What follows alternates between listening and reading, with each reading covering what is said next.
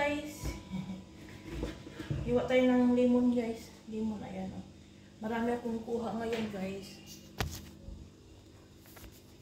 Ayan o.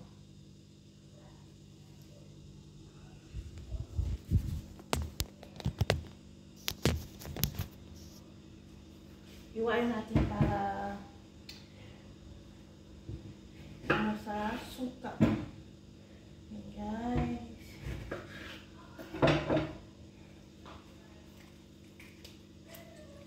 Lahat ng mahihiwa ko dito guys, ilagay ko sa lalagyan. Asin. Asin. Dito ko siya ilalagay.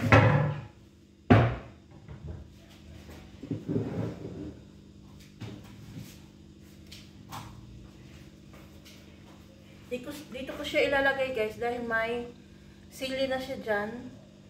May sili. Asim.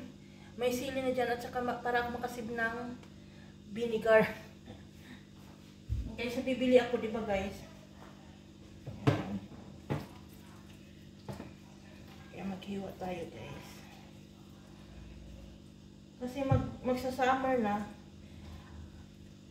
Wala na akong makukuhang lemon. Tapos yung nakukuha ko yung matataas na, kailangan talagang akyatin.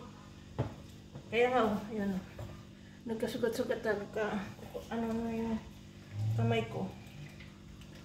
Eh, sobrang taas na siya, guys.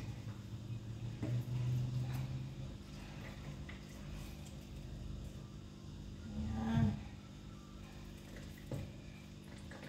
Tapos pagkatapos nito, guys, dahil off ko today, maglilipat ako ng mga gamit namin for winter to summer. Kasi pa summer na siya dito, so kailangan kong ilipat yung winter dun sa kabilang kwarto.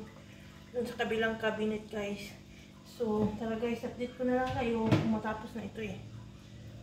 Tatagalan pa yata eh. Asim. So update ko na lang kayo guys kung matatapos na ito. Ayan guys, so lahat ng hiniwa kong lemon. Yan, pero hindi ko siya inubos.